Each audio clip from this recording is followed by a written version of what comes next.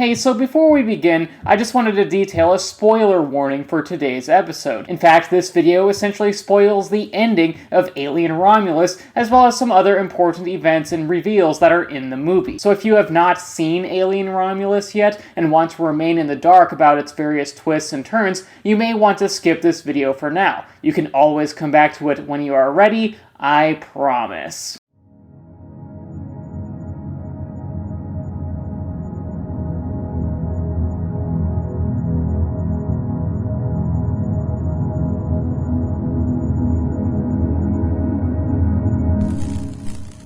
Alien Romulus was a good movie, until it wasn't. This Fede Alvarez-directed horror film, set between Alien and Aliens, the first and second Alien films respectively, is a back-to-basics sort of affair. In fact, the film goes back to the Alien franchise's horror roots and focuses on creepy spaceship environments, an ambient lack of lighting, gross body horror, and characters that you either really care about or love to hate. Like this shit gremlin.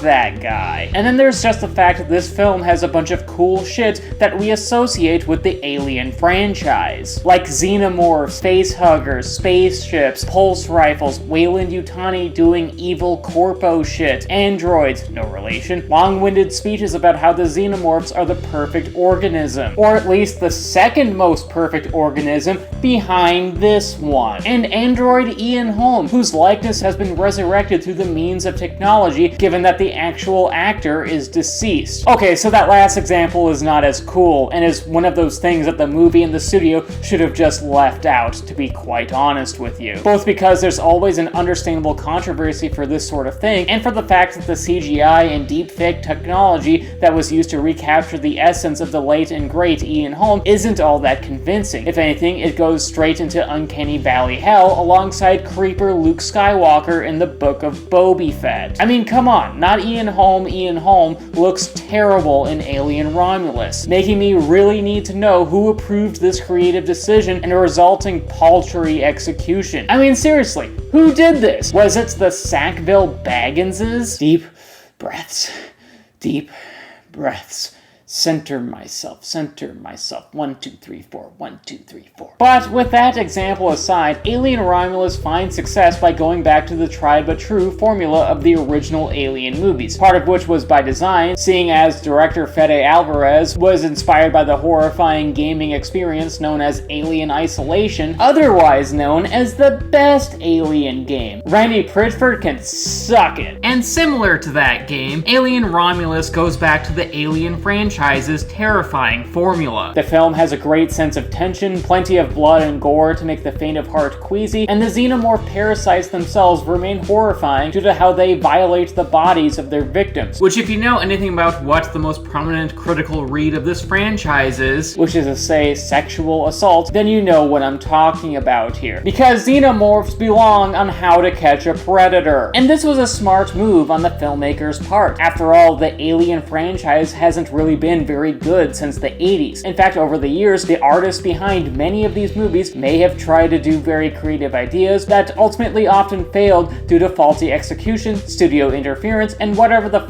Prometheus was supposed to be. So given all that bullshit, Alien Romulus is a back-to-basics horror movie in the tonal style of the first Alien, and to a lesser extent the other great Alien movie in its sequel, Aliens, and thus there was a lot of potential for this franchise to finally break through and potentially deliver audiences with the best Alien movie since 1986. And Alien Romulus succeeds, until it doesn't. For the most part, Alien Romulus is a good movie. I liked main protagonist Rain and her relationship to the family android Andy as she, Andy, and other humans on a planetary Weyland-Yutani colony explore a derelict abandoned space station for cryopods that they can use for a 9-year trip to escape from their capitalist hellhole. No, the other one. During their escapade in the derelict station, they discover some facehuggers, one person gets mouth by one of them, and if you've seen an Alien movie before, you know what happens next. Following this, the survivors do what they can to escape the space station as they are picked off by a xenomorph alien monstrosity that looks like my senior high school yearbook photo. Admittedly, Alien Romulus doesn't really reinvent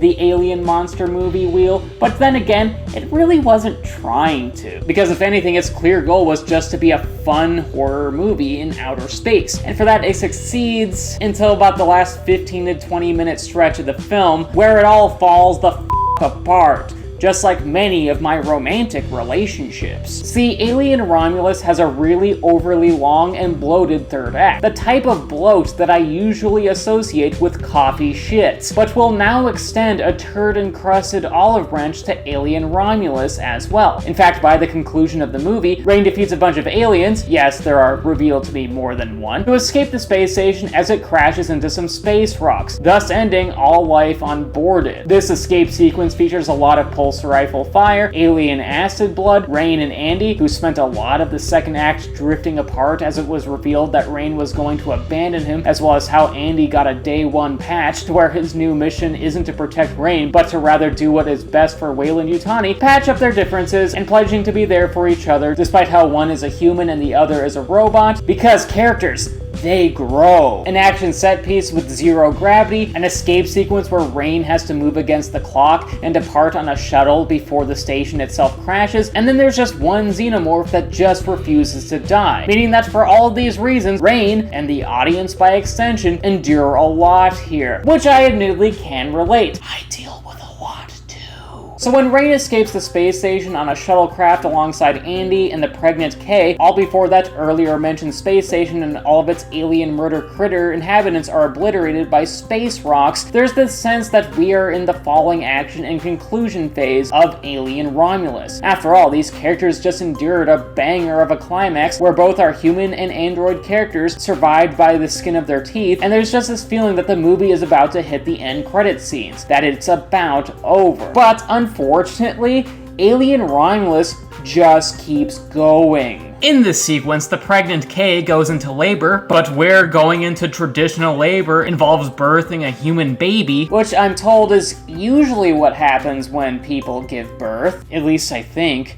Sex education wasn't very good at Iowa public schools. And instead she shoots out a weird alien egg because she injected herself with alien Prometheus goo for whatever reason at the beginning of the climax, with a humanoid baby inside it. Shortly after, that said baby eventually escapes and sheds his skin to become this creepy f***er. Because human-alien hybrid babies, they grow up so fast! The hybrid, which when discussing the film is referred to as the offspring, no relation, eventually goes on to kill his mother Kay, and then Rain endures an overly long post-climax finale where she ultimately defeats the offspring and then takes the shuttle to her destination away from all the aliens and Weyland-Yutani. This last sequence doesn't work. Mostly because Alien Romulus already had a big climax where Rain defeated the xenomorphs as well as disembodied Ian Holm, meaning that Alien Romulus just didn't need this extra stretch of film and one with an enemy that was only just introduced after the originally perceived fulfilling climax. It all just feels added on and unnecessary. Admittedly, some folks criticize the offspring itself, but I don't necessarily agree with that. Sure, the whole birthing scene is gross, and as stated before, the offspring extends Alien Romulus's runtime in a way that feels unearned, yet it's not really a failure of concept. After all, Kay giving a bloody and horrifying birth fits in with the Alien franchise's sense of body horror and its earlier mentioned popular critical reads involving sexual assault. Because xenomorphs and Harvey Weinstein,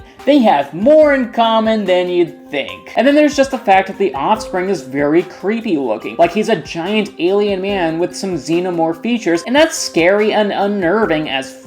Also, as a side note, I really respect the actor who plays the offspring because he's over 7 feet tall and could have easily chosen to make basketball his career, but instead decided to pursue acting. Way to follow your dreams of being a creepy man-alien thing on camera. In other words, I had no issue with the aesthetic creative ideas done here. If anything, my real concerns revolve around their placement in the movie, mostly because Alien Romulus already had a stellar conclusion before all this stuff involving the offspring happened. And while I understand it is in theme with the Alien franchise to have a false ending, see many Alien movies, even the good ones, the offspring is just introduced at the end of the film and just feels like a tacked on antagonist as a result, which ultimately caused my reaction to the offspring to be less, oh no, Rain is still in danger, and more, why the f is this movie not over yet? The film just really overstays its welcome. I understand that the creatives behind Alien Romulus aimed to get innovative with a new monster and keep the tension going during its second climax, but it was just so damn unnecessary. This section of the film just drags on and on like a bad Dream Theater album, ultimately meaning that Alien Romulus should have either abandoned this whole narrative venture with the offspring, or at the very least have Kay somehow split from Rain, who escapes, and find her way back to the Weyland-Yutani colony sponsored by Mountain Dew in order to receive medical attention, to where she gives birth to the offspring, and then when we see its horrifying face, the film cuts to black. That would have been a big improvement in my opinion. Because as it stands now, the last stretch of film in Alien Romulus just doesn't work. To conclude, Alien Romulus's last 15 minutes aren't very good and lessen the overall experience, overall forcing the movie to stay on screen way past the time it should have already all the way off. Yet with that being said, even with those problems, I think I actually still like this movie. Bad ending and disrespecting a deceased Ian Holmes aside, Alien Romulus is overall a fun Alien movie and probably the third best Alien movie behind Alien and Aliens. It's a really enjoyable and well-made monster film experience up till its second climax. Hell, even that said bad ending has some creative merits as well. Like there's interesting bits to dissect from them. So yeah, Alien Romulus is overall a good movie. I just wish it didn't end so imperfectly.